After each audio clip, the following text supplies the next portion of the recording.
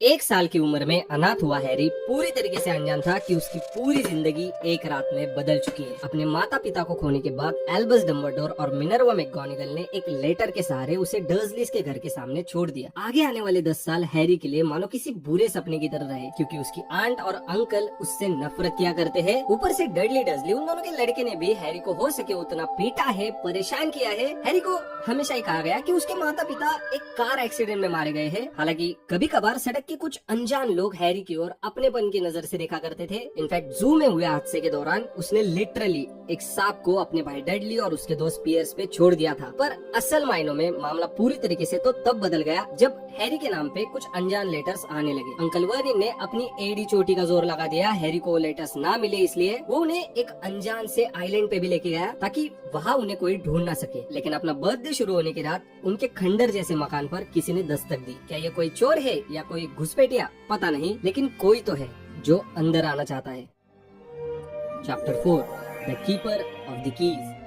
Boom! दरवाजा फिर से एक बार किसी ने नॉक किया। डडली ने अपनी बेवकूफ बुद्धि से कहा कि तूफ कहाँ है, कहाँ है तूफ। दूसरी ओर अंकल वर्निन भी एक बड़ी सी राइफल के साथ नीचे आ चुका था। अब उन्हें पता चला कि यहाँ पर आने से पहले जो अंकल वर्निन के हाथ में पैकेज था उसमें क्या था। वर्निन ने कहा, कौन है वहाँ? मैं चेतावनी दे रहा हूँ, मेरे पास हथियार है। 2 मिनट के लिए पूरा सन्नाटा रहा। Then smash! वो बड़ा सा दरवाजा टूट के नीचे गिर चुका था। चौखट पे किसी चट्टान जैसा लंबा आदमी खड़ा था। उसका मुंह पूरी तरीके से बालों में ढका हुआ था। इवन उसकी दाढ़ी ने भी मानो उसके पूरे चेहरे को कवर कर लिया था, लेकिन फिर भी उसके उन बालों के बीच से उसकी काली आंखें दूर से भी दिखाई दे रही थी। उसने अंदर आने की कोशिश की, लेकिन वो इतना बड़ा था कि उसका सिर उस खंडर जैसे मकान की ऊपर वाली दीवार से टकरा गया। वो झुकते हुए अंदर आया और उसने कहा कि क्या मुझे एक कप चाय मिलेगी? ये सफर आसान नहीं था। वो डडली जिस सोफे पर बैठा हुआ था वहाँ पर गया और कहा कि क्या तुम इस मोटे से शरीर के साथ यहाँ से हिल सकते हो? डडली तुरंत ही वहाँ से भाग निकला और अपनी माँ के पीछे जाके छुप गया, जो कि पिटूनिया भी अब वर्निन के पीछे खड़ी हुई थी। ओह, तो हैरी तुम यहाँ हो। हैरी ने देखा वो बड़ा सा जायंट आदमी उसकी ओर देख के मुस्कुरा रहा था। लास्ट टाइम जब मैंने तुम्हें देखा था तब तुम बस एक छोटे से बेबी थे। तुम ठीक अपने पिता की तरह दिखते हो, बस तुम्हारी आंखें तुम्हारी माँ जैसी है। अंकल वर्निन ने कहा, सर आप यहाँ से निकल जाइए, आप हमारी रजामंदी के बिना हमारे मकान में घुस रहे हो। चुप हो जा बेवकूफ डर्सली। वो अपने सोफे से हटकर अंकल वर्निन के पास गया और उसने उसके हाथों में पकड़ी हुई राइफल को लिटरली एक रबर की तरह गांठ मार दी। अंकल वर्निन किसी चूहे की तरह वहाँ पर बस शांत खड़ा था। अब वो जायंट फिर से एक बार हैरी की ओर मुड़ा और कहा, एनीवेज हैरी, हैप्पी बर्थडे। मैं तुम्हारे लिए कुछ लाया हूँ। हालांकि शायद सफर के बीच में इस पर बैठ गया था, बट स्टिल इसका टेस्ट कमाल का होगा। उसने अपने लेदर के कोट से एक छोटा सा बॉक्स निकाला। हैरी ने उस बॉक्स को हाथ में लेते हुए तुरंत खोलना शुरू किया। उसके अंदर चॉकलेट से बना हुआ एक केक था विद ग्रीन आइसिंग, जिसके ऊपर लिखा हुआ था हैप्पी बर्थडे हैरी। हैरी ने ऊपर देखा और उसे कहना तो थैंक यू था, लेकिन वो इतना ज्यादा शॉक में था कि उसने सीधा कहा, कौन हो आप? जायंट ने मुस्कुराते हुए कहा, अरे हाँ, मैंने तो अपने आप को इंट्रोड्यूस ही नहीं किया, रूबियस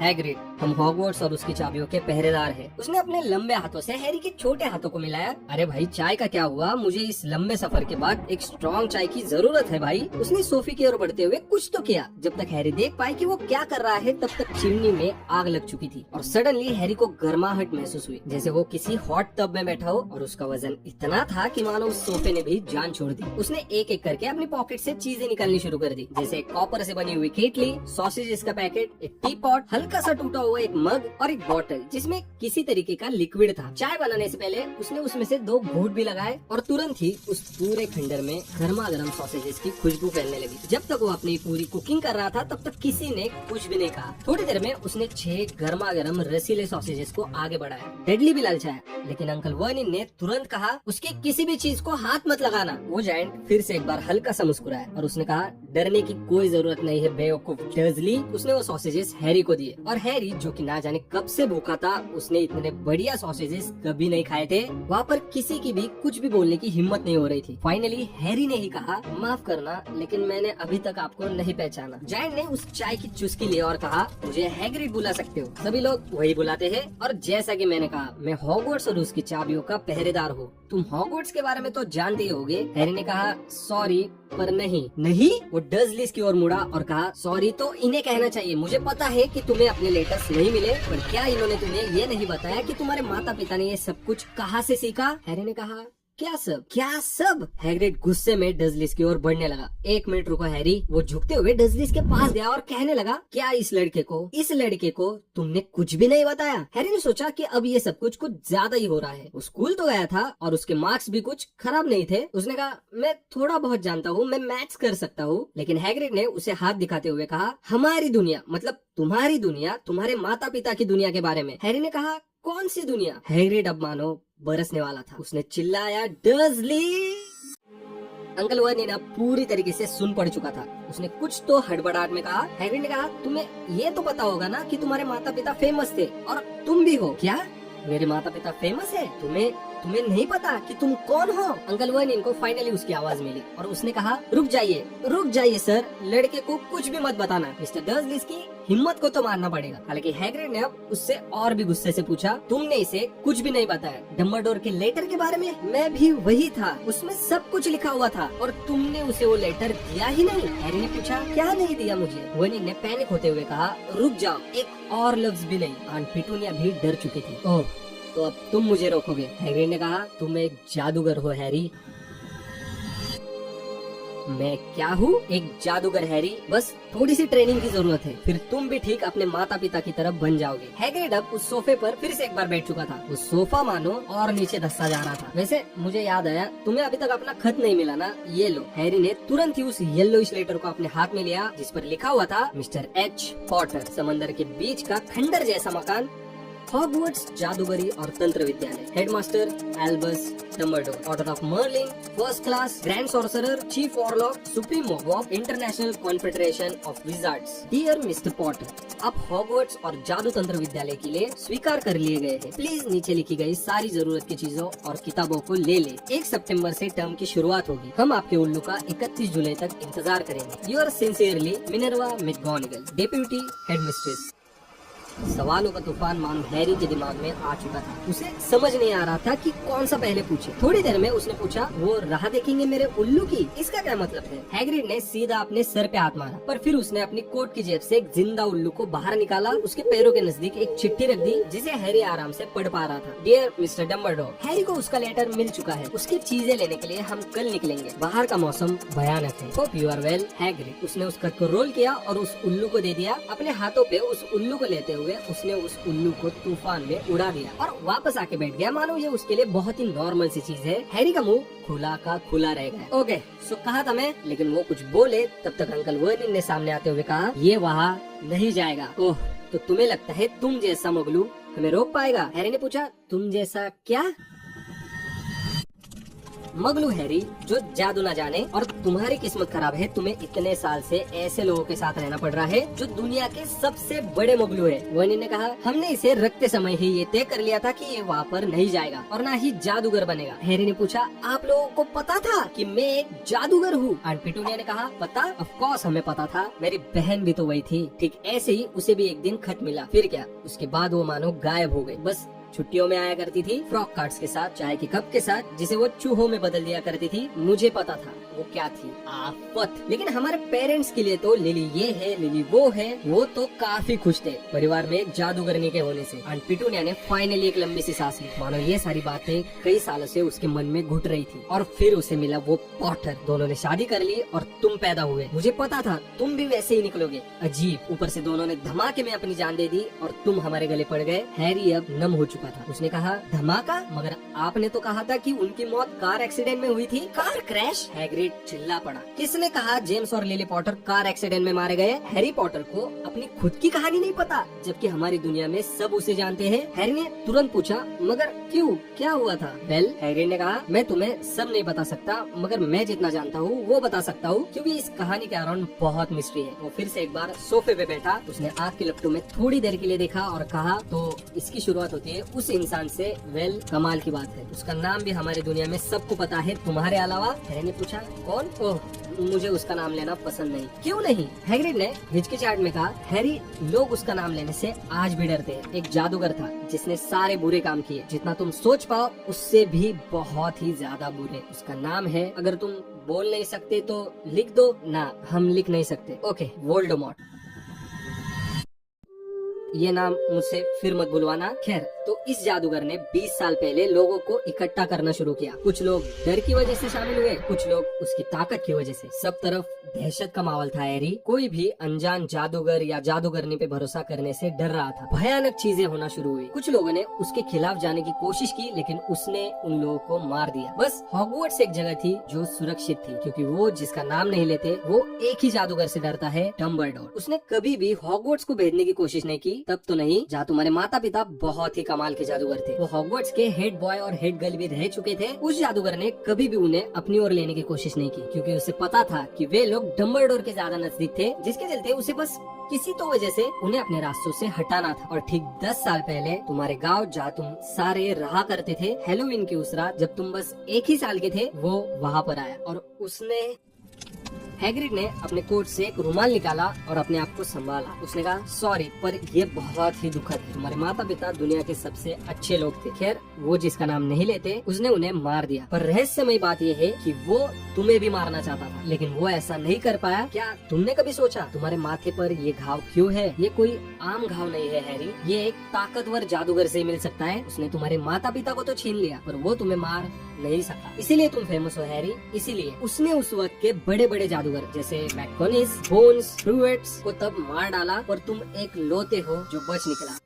हैग्रिड की कहानी खत्म होते ही हैरी का दिमाग दर्द से घूमने लगा था। अब वो उस बिल्डिंग की ग्रीन लाइट के फ्लैशेस को और भी क्लियरली देख पा रहा था, लेकिन इस बार कुछ ऐसा हुआ जो कभी भी आज तक नहीं हुआ। उसे सुनाई दे रही थी एक कोल्ड, क्रूअल, तेज सी हंसी। हैग्रिड उसकी हालत देख पा रहा था। मैं ही तुम्हें उस रात डम्बलडोर के ऑर्डर्स पर वहाँ से लेकर आया था। लेकिन दूसरी ओर अंकल ओवेन ने मानो वापस अपनी हिम्मत जुटा ली और कहा कि बहुत हो गई ये पुरानी बातें। उसने हैरी से कहा, हम मानते हैं कि हमने तुमसे कुछ बातें छुपाई रखी। जो भी तुम्हारे माता पिता के साथ हुआ, जो भी अजीब चीज तुम्हारे साथ हुई थी, लेकिन वो थे भी उस लायक। मेरे हिसाब से तो उनके ना होने से ही दुनिया शांत है। और वैसे भी जादूगरों जैसे लोगों के साथ घुलने मिलने के बाद उनका हाल वैसा ही होना था। लेकिन उसी वक्त हैग्रिड तुरंत गुस्से में अपने सोफे से खड़ा हुआ। उसने अपनी गुलाबी अम्ब्रेला को किसी तलवार की तरह उसके सामने पकड़ा और कहा, मैं चेतावनी दे रहा हूँ डर्जली, एक और शब्द, बस एक और शब्द। एक जायंट अपनी ओर तलवार की तरह एक अम्ब्रेला को पकड़ा दे। डर्जली की हिम्मत फिर से एक बार टूट गई और वो वापस दीवार से चिपकते हुए शांत हो गया। हैग्रिड ने कहा, ये सही है, और वो वापस सोफे पे बैठ गया। लेकिन इस बार उसके वजन से सोफे ने फाइनली अपनी जान छोड़ दी और वो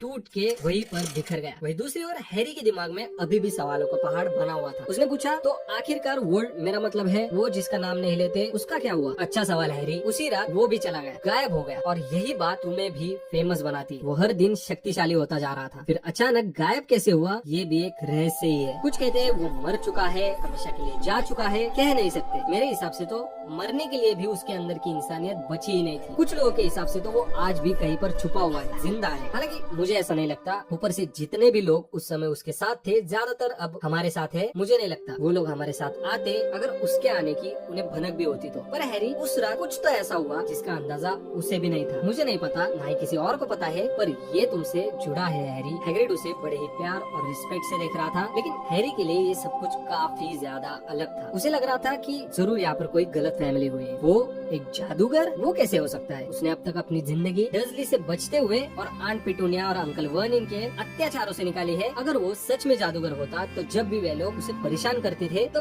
क्यों नहीं वो लोग मेंढक में बदल जाते थे? और अगर उसने सच में इतने महान जादूगर को हराया है तो क्यों हमेशा डडली उसे किसी फुटबॉल की तरह पीट पाता है? हैग्रिड, उसने कहा, शायद तुम गलती कर रहे हो, मैं जादूगर नहीं हो सकता। हैग्रिड ने मुस्कुराते हुए कहा, अच्छा, क्या तुमने जब भी तुम डरे हुए होते हो या गुस्से में होते हो तो अनजाने में कुछ ऐसी चीज की है जो नहीं हो सकती? हैरी ने उन आग की लपटों में देखा और एक एक करके उसे वो सारी अजीब चीजें याद आने लगी, जिसके चलते आंट पिटूनिया और अंकल वर्निन उससे चिढ़ा करते थे। जैसे जब भी डडली उसे अपने दोस्तों के साथ मारने के लिए ढूंढा करता था, तब हैरी उनसे जैसे तैसे बच निकलता था। जब भी उसके बालों को बेढंग तरीके से काटा जाता था, तब स्कूल तक पहुंचने से पहले ही उसके वो बाल ठीक हुआ करते थे। और रिसेंटली जब डडली ने उसे मारा था, तब उसने लिटरली उस पर एक सांप को छोड़ दिया था।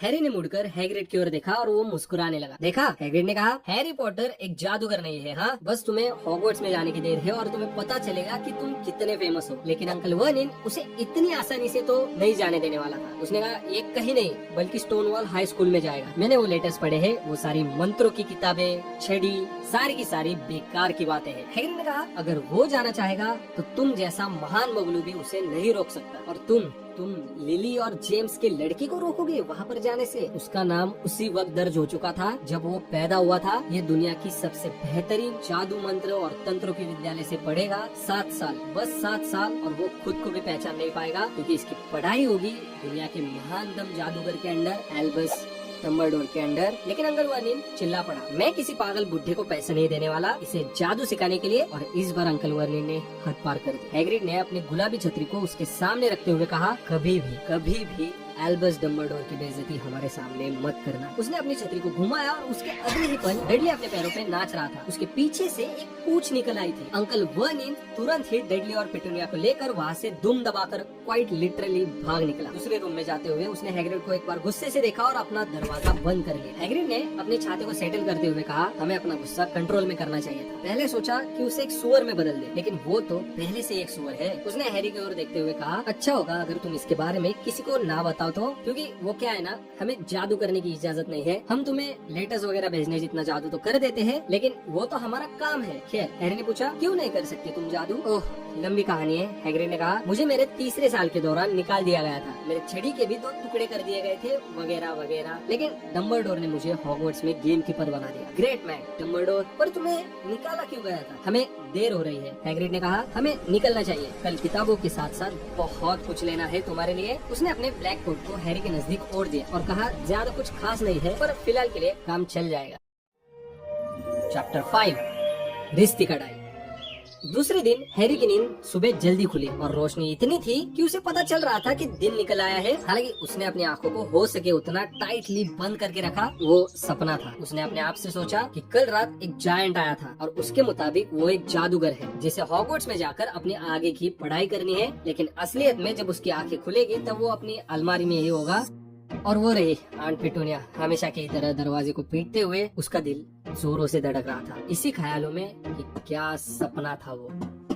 ऑल राइट, हाँ आ रहा हूँ। हैरी ने अपनी आंखें खोली और पाया वो हैग्रिड के कोट में लिपटा हुआ था। हैग्रिड अभी भी सोया हुआ है। उल्लू दरअसल उस खंडर की खिड़की को अपने पंजों से खुरेद रहा था। उसके साथ आज का अखबार भी था। हैरी की खुशी का ठिकाना नहीं रहा। वो तुरंत ही अपने पैरों पर एक नई खुशी की ऊर्जा के साथ खड़ा हुआ और उसने उस खिड़की को खोला। उल्लू ने उस अखबार को हैग्रिड के ऊपर डाल दिया और वो उसके कोट को खुरेदने लगा। हैरी ने कहा, ऐसा मत करो, लेकिन उल्लू धावा बोले जा रहा था। हैग्रिड, उसने चिल्लाया। हैग्रिड ने कहा, उसे पैसे दे दो। क्या?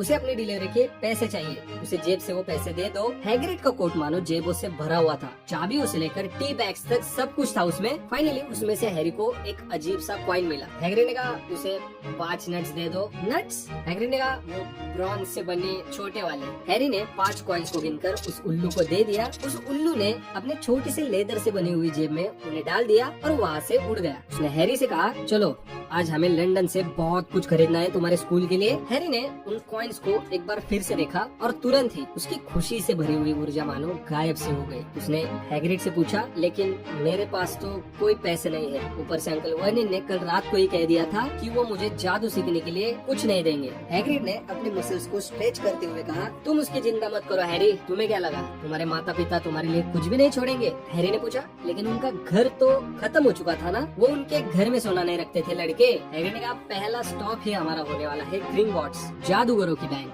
जादूगरों की कोई बैंक भी होती है? हैग्रिड ने कहा, बस एक ग्रिंगॉट्स जिसे गॉबलिन्स चलाते हैं। गॉबलिन्स? हाँ, हैग्रिड ने कहा, और मैं तुम्हें बताना चाहूंगा कि कभी भी उन्हें लूटने की सोचना भी मत। ग्रिंगॉट्स दुनिया की सबसे सुरक्षित जगह है कोई भी चीज वहाँ पर रखने के लिए, हॉगवर्ट्स को छोड़कर। और वैसे भी मेरा भी ग्रिंगॉट्स में एक जरूरी काम है, I mean डम्बलडोर का हॉगवर्ट्स के लिए। वैसे तो वो किसी पर भरोसा नहीं करते, लेकिन मैं हूँ इसलिए काम चल जाता है। सब ले लिया हो तो चले। मौसम कल के मुकाबले आज पूरा साफ था। समंदर की ओर उतरते हुए हैरी ने देखा कि अंकल वर्निन की बोट जो कि कल रात वो लेकर आए थे उसके नीचे अब पूरा पानी भर चुका है। हैरी ने पूछा, तुम कल रात वहाँ पर कैसे पहुँचे? हैरी ने कहा, उड़कर। हाँ, लेकिन अब हम नहीं उड़ सकते क्योंकि तुम मेरे साथ हो। वो बोट में बैठ गए। हालांकि हैरी अभी भी सोच रहा था कि हैग्रिड उड़ते हुए कैसा लगेगा। हालांकि हैग्रिड ने तुरंत कहा कि तुम इन सारी बातों का हॉगवर्ट्स में जिक्र मत करना हैरी। हालांकि हैरी ने अपने छाते को वापस निकालते हुए कहा, इस बात का भी जिक्र तुम किसी को मत करना हैरी। बिल्कुल नहीं, हैरी ने कहा। उल्टा वो तो और भी जादू देखने के लिए उतावला हो रहा था। हैग्रिड ने अपनी गुलाबी छतरी से बोट पर टैप टैप किया और अगले ही कुछ सेकंड में बोट ने स्पीड पकड़ ली। ग्रिंगॉट्स को लूटने वाला ख्याल पागलों वाला क्यों होगा? हैरी ने पूछा। जादू और मंत्र हैरी, वैसे कहा तो ये भी जाता है कि ग्रिंगॉट्स की रखवाली ड्रैगन्स करते हैं। ऊपर से ग्रिंगॉट्स लंदन के कई हजारों किलोमीटर नीचे स्थित है, तो अगर तुम वहाँ से कुछ चुरा भी लो तब भी वहाँ से तुम बाहर निकल नहीं पाओगे और भूख से तुम्हारी वहीं पर मौत हो जाएगी। हैरी ने अब शांति से बैठने की कोशिश की, क्योंकि हैग्रिड अब द डेली प्रॉफिट नाम का अखबार अपने हाथों में लेते हुए पढ़ रहा था। अंकल व निन हमेशा ही कहा करते थे कि जब भी कोई अखबार पढ़ रहा हो तो उसे डिस्टर्ब नहीं करते। ये अच्छी बात नहीं होती, लेकिन हैरी के दिमाग में उसकी अपनी जिंदगी को लेकर हजारों सवाल दौड़ रहे थे। वही हैग्रिड ने अखबार के पन्ने को पलटते हुए कहा, मिनिस्ट्री ऑफ मैजिक हमेशा की तरह रायता फैला रही है। हैरी ने तुरंत पूछ लिया, जादूगरों की भी मिनिस्ट्री होती है? ऑफ कोर्स, हैग्रिड ने कहा। वे लोग डम्बलडोर को मिनिस्टर बनाना चाहते थे, लेकिन डम्बलडोर हॉगवर्ट्स को कभी भी नहीं छोड़ के जाते, जिसके चलते अब कॉर्नेलियस फज मिनिस्टर है। हालांकि वो भी रोजाना सुबह सुबह डम्बलडोर को उल्लू बेचते हैं सलाह लेने के लिए। लेकिन हैरी ने पूछा, मिनिस्ट्री का काम क्या होता है? वेल, हैग्रिड ने कहा, ज्यादातर मुगलों से ये बात छुपाए रखना कि जादूगरों की भी अपनी एक दुनिया है। लेकिन क्यों? हैरी ने पूछा। क्यों? क्योंकि हर एक इंसान ने अगर जादू सीख लिया तो वो अपने हर एक प्रॉब्लम के लिए मंत्रों का इस्तेमाल करेगा ना।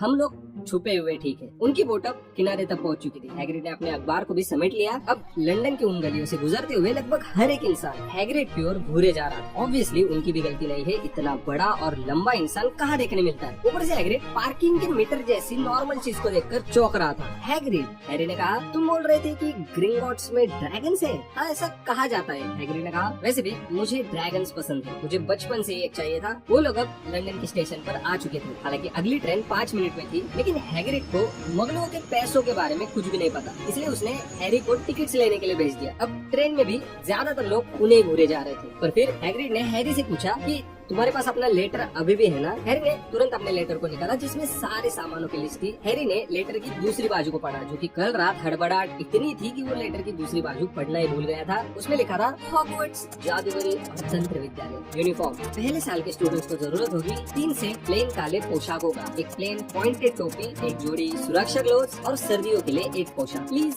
ध्यान रखिए, आपके पोशाक पर आपके नेम का टैग होना चाहिए। किताबें, सभी छात्रों के पास इन किताबों की एक कॉपी होनी चाहिए। Standard Books of Spell, Grade 1 by Miranda Goshaw, A History of Magic by Bethesda Bagshot, Magic Theory by Albert Wolfing, A Beginner Guide to Transfiguration by Ermic Switch, 1000 Magical Herbs and Fungi by Philinda Spear, Magical Drafts and Potions by Arsene Yusuf Gigas, Fantastic Beasts and Where to Find Them by Newt Scamander, Dark Force, A Guide to Self-Protection by Quentin Trimble। बाकी चीजें, एक छड़ी, एक कढ़ाई size 2 की, एक set शीशियों का, एक टेलीस्कोप और एक सेट छोटे तराजू का। कार्डों की सामग्रियों की गिनती करने के लिए छात्र अपने साथ एक उल्लू, एक बिल्ली या फिर एक मेंढक भी ला सकते हैं। पेरेंट्स को याद दिला दे, पहले साल के छात्रों के पास अपनी हवाई झाड़ू ना हो। हैरी ने पूछा, क्या हमें ये सारी चीजें लंदन में मिलेगी? क्यों नहीं? हैग्रिड ने कहा, बस सही जगह पता होनी चाहिए। हैरी इससे पहले लंदन कभी नहीं आया था, ऑल्दो हैग्रिड को पता था कि वो लोग कहाँ जा रहे हैं। हालांकि अंडरग्राउंड टनल्स के जरिए गुजरने के दौरान वो टिकट्स के बैरियर में एक बार अटक भी चुका था। जाओ चिल्ला पड़ा कि यहाँ पर सीट्स भी कितने छोटे हैं। उसने कहा, मुझे आज तक समझ में नहीं आया मुगलों जादू के बिना कैसे जी पाते हैं। हैग्रिड एक्चुअली में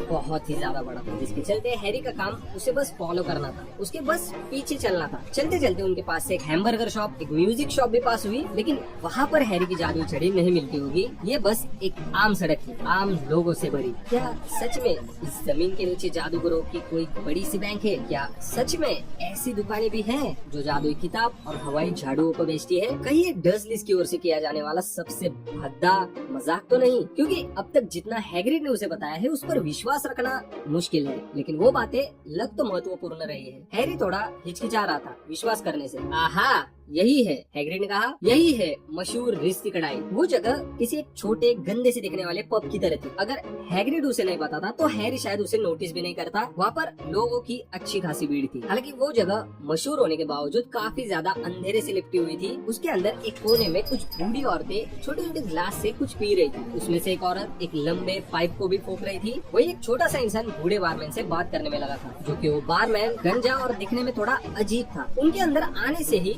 लोगों के बीच थोड़ा सा सन्नाटा सा हुआ। हालांकि उनमें से बहुत सारे लोग हैग्रिड को पहले से ही जानते थे। उन्होंने उसकी ओर देखते हुए अपना हाथ भी लाया। वही उस बारमैन ने कांच के गिलास को निकालते हुए कहा, हमेशा ये वाला लोगे ना हैग्रिड, आज नहीं टॉम, हॉगवर्ट्स का जरूरी काम है। उस बारमैन की नजर हैरी की ओर पड़ी। ये नहीं हो सकता, क्या ये? अगली पल मानो पूरे बार में सन्नाटा सा छा गया। मेरी तो किस्मत खुल गई, हैरी पॉटर वो भी यहाँ। उस बारमैन की आंखों में लिटरली आंसू थे।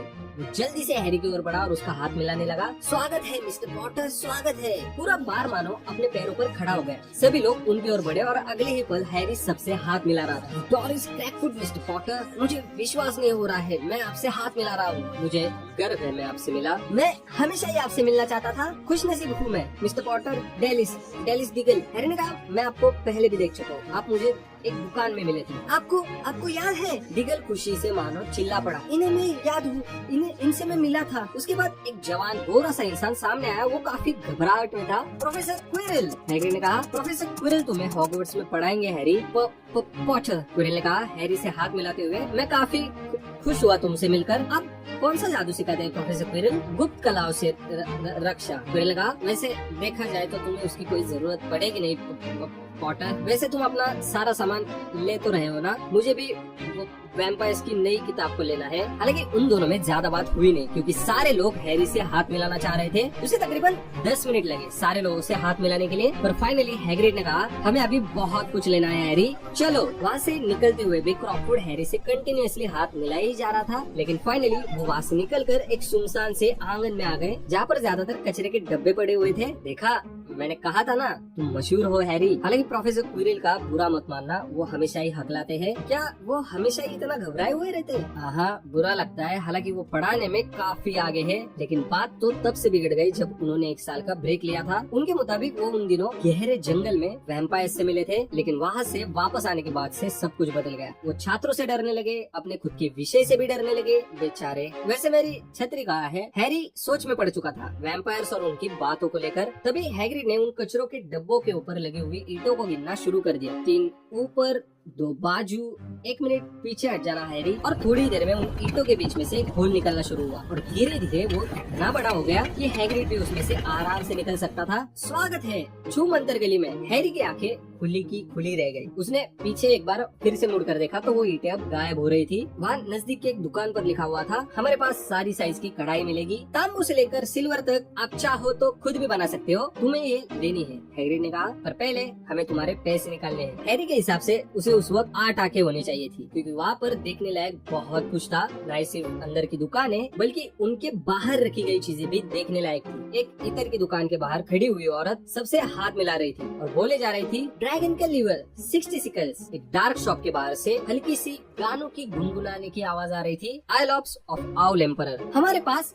सभी तरीके के उल्लू है। जब हैरी ने उसके नजदीक जाना चाहा तभी उसने देखा कि उसी के उम्र के कुछ लड़के खड़े थे कांच के सहारे। उनमें से एक की बातें हैरी के कान पे भी पड़ी। देखो, निम्बस 2000, ये दुनिया की सबसे तेज झाड़ू है। वहाँ पर कपड़ों से लेकर टेलीस्कोप और कुछ अजीब इंस्ट्रूमेंट्स को बेचने वाली दुकानें थी, जिन्हें हैरी ने इससे पहले कभी नहीं देखा था। एक दुकान के बाहर तो चमगादड़ उल्टे लटके हुए थे। जादूगरी की किताबों से लेकर कलम, कागजों, उनके पन्नों और कार्डों तक की वहाँ पर दुकानें थी। ग्रिंगॉट्स। हैग्रिड ने कहा।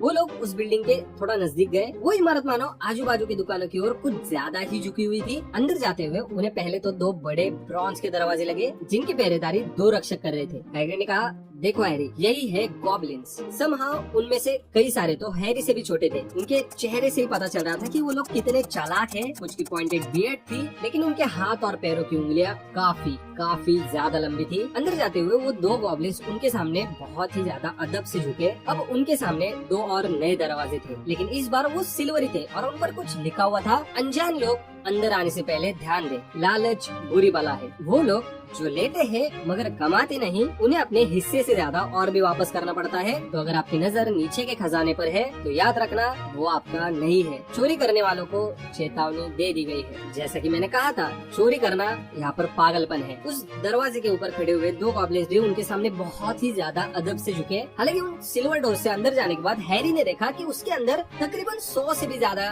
गॉब्लिन्स थे। बड़ी सी सीढ़ियों जैसी कुर्सियों पर बैठे हुए वो बहुत ही ज्यादा शार्पली कॉइन्स को गिन रहे थे। वहाँ से अंदर जाते हुए हैरी देखता है कि उन गॉब्लिन्स के पीछे बहुत सारे दरवाजे थे, जिसमें से और गॉब्लिन्स आते ही जा रहे थे, जिसके चलते वहाँ पर बहुत भीड़ हो रही थी। वे लोग आगे बढ़ते हुए अपना रास्ता काउंटर तक बना लेते हैं। मॉर्निंग, हैग्रिड ने कहा, हमें हैरी पॉटर के कुछ पैसे निकालने हैं। गॉब्लिन ने पूछा, क्या आपके पास चाबी है सर? हाँ, यहीं पर होनी चाहिए। हैग्रिड ने अपनी सारी जेबों को वहाँ पर खाली कर दिया। मिल गई, ये रही छुटकी सी। उसने सुनहरी सी चाबी को उस गॉब्लिन को दिखाया और हाँ, प्रोफेसर डम्बलडोर ने आपके लिए खत भेजा है, ये उसके बारे में है, तिजोरी नंबर 713। गॉब्लिन ने हैग्रिड की ओर से दिए गए उस खत को बहुत ही ज्यादा ध्यान से पढ़ा और कहा, बेहतर है, मेरे पास कोई है जो तुम्हें तुम्हारी तिजोरी तक लेके जाएगा। ग्रेप हो हैग्रिड, तिजोरी नंबर 713 में क्या है? नहीं बता सकता हैरी, टॉप सीक्रेट काम है। डम्बलडोर ने मुझ पर काफी भरोसे से सौंपा है। हैरी को लगा कि ये रास्ता भी किसी आलीशान मार्बल से बने हुए ऑफिस में निकलेगा, लेकिन जैसे ही वो वहाँ पर पहुँचे, वहाँ पर पूरा अंधेरा था। बस कुछ मशाले जल रही थी और उससे दिखाई दी एक रेलवे की पटरी। ग्रिप ने जैसे ही सीटी लगाई, वहाँ पर एक छोटी सी रेल का डब्बा आ गया। हैग्रिड को उस छोटे से कार्ट में बैठने के लिए थोड़ी तकलीफ हुई, लेकिन फाइनली वो उसके अंदर बैठ गए। अब वहाँ से गुजरते हुए हैरी ने उस रास्ते को याद करने की बहुत कोशिश की, लेफ्ट राइट, ऊपर नीचे, राइट राइट, लेफ्ट लेफ्ट, लेकिन उसे याद करना नामुमकिन था। ठंडी हवाएं वहाँ से जोर जोर से बह रही थी। हालांकि हैरी ने अपनी आंखें हो सके उतना खुला रखने की कोशिश की, क्योंकि दूर से आग की लपटें दिखाई दे रही थी। क्या पता उसे वहाँ पर कोई ड्रैगन देखने मिले, लेकिन जब तक वो उसे ध्यान से देख पाए ना, बहुत देर हो चुकी थी। वो आगे बढ़ चुके थे। वहाँ हैरी ने हैग्रिड से कई सवाल भी पूछना चाहे, लेकिन हैग्रिड ने साफ मना कर दिया, क्योंकि वो राइड उसे रास नहीं आ रही थी। उस कार्ट के रुकते रुकते लिटरली हैग्रिड हरा पड़ चुका था। हालांकि उनकी तिजोरी तक पहुँचने के बाद जैसे उस तिजोरी को गॉब्लिन ने खोला, उसमें से पहले तो कोई हरा सा धुआं आया। ग्रिप ने उस धुएं को क्लियर किया और हैरी ने देखा सोने, चांदी और ब्रॉन्ज की पैसों से लगा हुआ एक बड़ा सा पहाड़। हैग्रिड ने कहा, सारा सारा का सारा तुम्हारा है हैरी। हैरी को अपनी आंखों पर विश्वास नहीं हो रहा था। डजलीज को इसके बारे में डेफिनेटली पता नहीं होगा। इनफैक्ट वो तो उसे हमेशा ही ताने मारा करते थे कि उसे पालने के लिए उनके कितना पैसा खर्च होता है, लेकिन हैरी के पास पहले ही इतना सब कुछ था। यहीं पर था, लंदन के नीचे। हैग्रिड ने उसकी मदद की, उसके बैग को पैसों से भरने के लिए। उसने उसे समझाया कि जितने भी सोने के कॉइन्स दिख रहे हैं उन्हें गैलन्स कहा जाता है। 17 चांदी से बने सिकल्स मतलब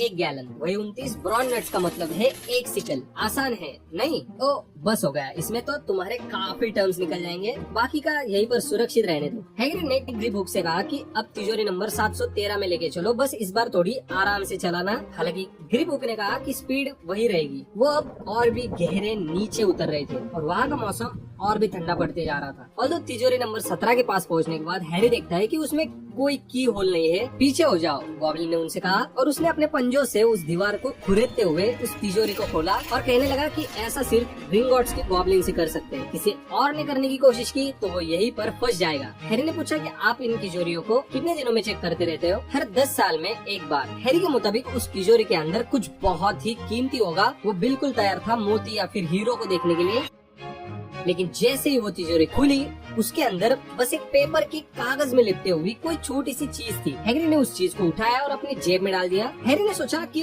वो उससे पूछे कि उसमें क्या है, लेकिन हैग्रिड ने निकलते हुए पहले ही क्लियर कर दिया कि मुझसे बात मत करना, अच्छा ही होगा अगर सफर के दौरान हम लोग अपना मुंह बंद रखे तो। एक और वाइल्ड राइड के बाद अब वो कड़कती धूप में वापस रास्ते पे खड़े थे। हैरी तय नहीं कर पा रहा था कि वो पहले कहाँ जाए, क्योंकि उसके पास अब पैसों से भरा हुआ पूरा एक बैग था। इतना पैसा तो कभी डडली ने भी नहीं देखा होगा। हैग्रिड ने कहा, पहले हमें तुम्हारे कपड़े लेने होंगे। देखो वहाँ madam Malkin's robes for all occasions में जाओ, वो अच्छे बनाते हैं। और अगर तुम बुरा न मानो तो मैं जरा रिश्ती कढ़ाई में होकर आऊँ, मुझे ग्रिंगॉट्स की राइड्स ने पूरा परेशान कर दिया है। हैरी को भी हैग्रिड की पतली हालत दिख रही थी, जिसके चलते वो अकेले ही मैडम मेल्किंस की दुकान में चला गया। मैडम मेल्किंस ने पूछा, हॉगवर्ट्स के लिए कपड़े लेने हैं बच्चे? आओ अंदर आओ। अभी एक बच्चा तुम्हारे स्कूल से आया है, वो पीछे अपने कपड़े ट्राई कर रहा है। दुकान की पिछली बाजू एक गोरा चिट्टा सा लड़का अपने कपड़े ट्राई करके देख रहा था। उसने कहा, हेलो, तुम भी हॉगवर्ट्स के लिए कपड़े ले रहे हो? हैरी ने कहा, हाँ, मेरे पिता मेरे लिए किताबें लेने गए हैं और मेरी माँ मेरे लिए छड़ी ढूंढ रही है। पता नहीं क्यों, पर पहले साल के छात्रों को अपनी जादुई झाड़ू लाना मना है। मैं तो अपने पापा से जिद करके कैसे भी एक झाड़ू लेने वाला हूँ। उस लड़के को देख हैरी को तुरंत डडली की याद आ गई। उसने पूछा, क्या तुम्हारे पास जादुई झाड़ू है और क्या तुम क्विडिच खेलते हो?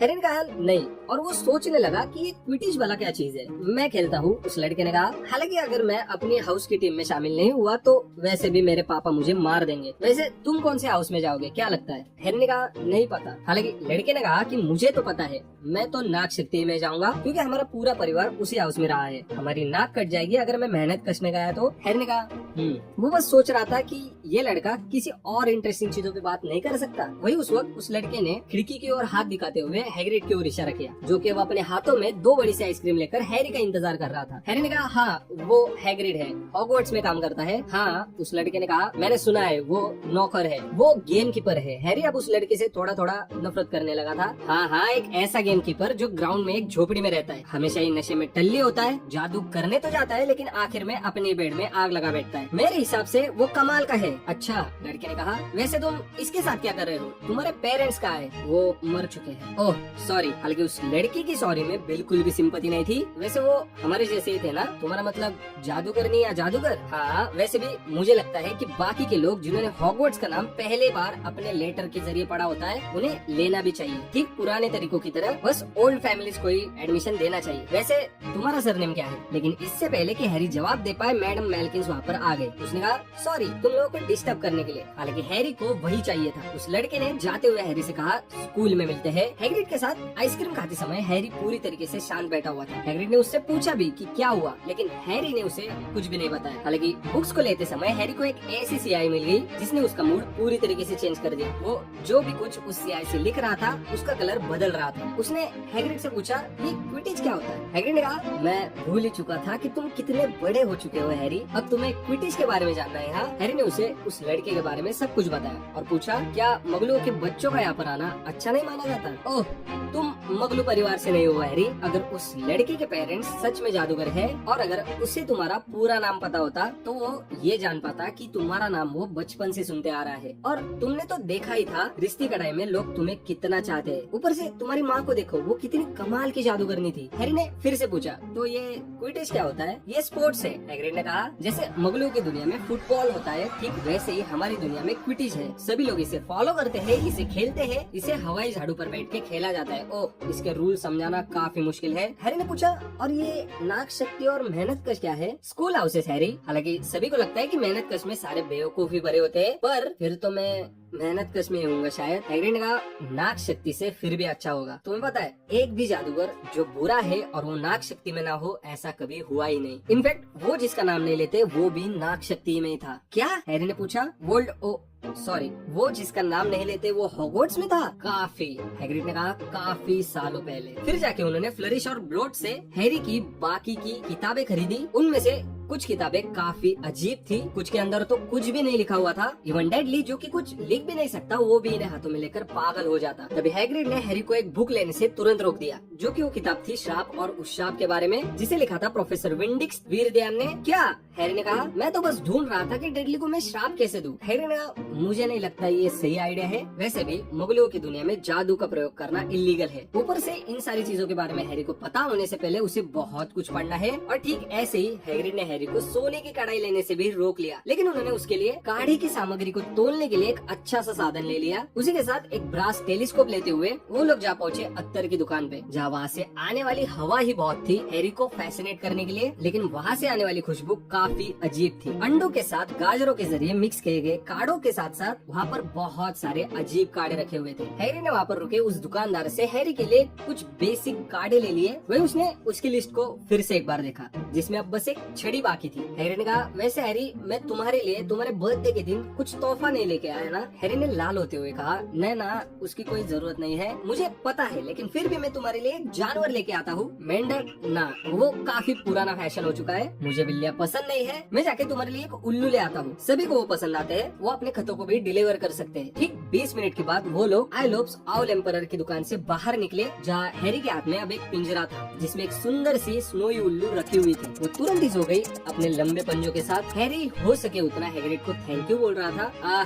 कोई बात नहीं हैरी, वैसे भी डर्सलीज कहा तुम्हें कुछ देते होंगे, वैसे अब बस तुम्हारी छड़ी बची है, वहाँ जाओ ओलिवेंडर्स में, वो सबसे बढ़िया बनाते हैं एक जादुई छड़ी। इसी का तो हैरी को सबसे ज्यादा इंतजार था। वो ओलिवेंडर्स के दुकान के पास गए, जहाँ पर बहुत बड़ा सा बोर्ड लगा हुआ था जिसपे सोने के अक्षरों के साथ उस पर लिखा हुआ था, ओलिवेंडर्स सबसे बेहतरीन जादुई छड़ी बनाने वाले उद्योजक सिंस 382 BC। उनके अंदर जाते ही एक घंटी बजी। वो दुकान काफी पतली और छोटी सी थी, ज्यादा कुछ सामान नहीं था, बस बैठने के लिए कुर्सी थी जिस पर हैग्रिड अब आराम से बैठ गया था। हैरी को 2 मिनट के लिए लगा कि वो किसी लाइब्रेरी में आ चुका है जिसकी चारों ओर की दीवारों पर छोटे छोटे बॉक्सेस लगे हुए हैं। Good afternoon. हैरी और हैग्रिड तुरंत ही चौकन्ने हो जाते। वहाँ पर एक बूढ़ा आदमी आ चुका था जिसकी आंखें मानो चांद जैसी सफेद थी। हेलो, हैरी ने कहा, मुझे पता था आप एक न एक दिन जरूर आएंगे मिस्टर पॉटर। तुम्हारी आंखें ठीक अपनी माँ की तरह है। कल ही की बात लगती है जब उसने मुझसे अपनी पहली छड़ी खरीदी थी, 10.5 इंच लंबी और पतली, आसान कामों के लिए अति उत्तम। मिस्टर ओलिवेंडर हैरी के नजदीक बढ़े। हालांकि हैरी देख रहा था कि कब वो अपनी पलक झपकाएंगे। वही तुम्हारे पिता महोगनी का पेड़, 11 इंचेस, काफी लचीली, बस थोड़ी सी ताकत की जरूरत और रूप बदलने के लिए काफी उत्तम। वैसे उस छड़ी ने तुम्हारे पिता को चुना था। मिस्टर ओलिवेंडर अब हैरी के इतने नजदीक आ चुके थे कि मानो हैरी उनकी आंखों में अपने आप को देख पा रहा था। वही उन्होंने हैरी के माथे पे बने हुए घाव को छूते हुए कहा, मुझे माफ करना उस छड़ी को बेचने के लिए। 13.5 इंच, काफी शक्तिशाली छड़ी, लेकिन गलत हाथों में। खैर, मुझे अगर पता होता कि आगे चलकर वो छड़ी क्या करने वाली है तो मैं उस छड़ी को। उन्होंने अपना सिर हिलाते हुए हैरी के घाव को छोड़ दिया। रूबियस हैग्रिड, तुम्हें देखकर अच्छा लगा। 16 इंचेस, लेकिन अब वो टूट चुकी है ना? हाँ सर, वो टूट चुकी है। बहुत अच्छी छड़ी थी, लेकिन अफसोस तुम्हें स्कूल से निकालने के बाद उसे तोड़ दिया गया। हाँ सर, हैग्रिड ने कहा, लेकिन मेरे पास अभी भी उसका दूसरा टुकड़ा है। ओलिवेंडर ने कहा, हाँ, पर अब तुम उसे इस्तेमाल तो नहीं करते हो ना? ओ ना, नहीं सर। हैरी ने तुरंत ही देखा हैग्रिड ने अपनी गुलाबी छतरी को हल्का सा छुपाया। ओलिवेंडर ने भी थोड़ा सा हैग्रिड को अजीब लुक दिया। फिर अपनी जेब से एक मेजरिंग टेप निकालते हुए उन्होंने हैरी से पूछा, तो तुम्हारा छड़ी वाला हाथ कौन सा है? मैं राइट हैंडेड हूँ। तो वही होगा। ओलिवेंडर ने उसके राइट हैंड से लेकर उसके पूरे शरीर का नाप लेना शुरू कर दिया। ओलिवेंडर्स की हर एक छड़ी की अपनी खासियत होती है मिस्टर पॉटर। हम लोग यूनिकॉर्न के बालों से लेकर फिनिक्स की पूंछों के पंखों और ड्रैगन की दिल की नस का भी इस्तेमाल करते आ रहे हैं। हर एक छड़ी की अपनी एक अलग खूबी होती है। जैसे हर एक यूनिकॉर्न, एक फिनिक्स या एक ड्रैगन की, वो कभी भी एक जैसे नहीं होते, जिसके चलते किसी दूसरे जादूगर को अपनी छड़ी वो काबिलियत नहीं देती जो वो आपको देती है। हैरी ने नोटिस किया कि अब वो मेजरिंग टेप अपने आप ही उसका नाप ले रही है। वही ओलिवेंडर अब अलग अलग बॉक्सेस निकाल रहे हैं। ये सही होगी। उन्होंने एक छड़ी को हैरी के हाथों में देते हुए कहा, ड्रैगन के दिल की नस, 9 इंचेस, लचीली, लीजिए, अब घुमाइए इसे। हैरी ने उस छड़ी को घुमाने की कोशिश ही की थी कि ओलिवेंडर ने उससे वो छीन ली। शकरकंद का पेड़, फिनिक्स के पंख, 7 इंचेस, लचकदार। हैरी ने उसे भी घुमाने की कोशिश की, लेकिन वो भी ओलिवेंडर ने छीन ली। आबनूस का पेड़, यूनिकॉर्न के बाल, 8.5 इंचेस, बेहद लचीली, लीजिए, ट्राई कीजिए। हैरी ने कई सारी छड़ियाँ ट्राई की, लेकिन ओलिवेंडर बस एक के बाद एक निकालते जा रहे थे। हालांकि जैसे जैसे छड़ियाँ बदल रही थी वो खुश लग रहे थे। ओलिवेंडर ने कहा, ट्रिकी कस्टमर, हाँ मुश्किल है, पर कोई बात नहीं, हम आपके लिए कमाल की छड़ी ढूंढेंगे। ओह, शूलपर्णी का पेड़, फिनिक्स का पंख, 11 इंचेस, काफी कोमल। हालांकि जैसे इस बार हैरी ने उस छड़ी को हाथ में लिया, उसे अपने हाथों में गर्माहट से महसूस हुई। उसने पास के अंधेरे में जैसे उस छड़ी को घुमाया, उससे मानो किसी छोटे पटाखड़ों की तरह लाइट निकली। ब्रावो, क्या बात है, वेरी गुड, अजीब बात है। उसने हैरी के हाथों से उस छड़ी को लेते हुए बॉक्स में पैक करना शुरू कर दिया, कुछ फुसफुसाते हुए।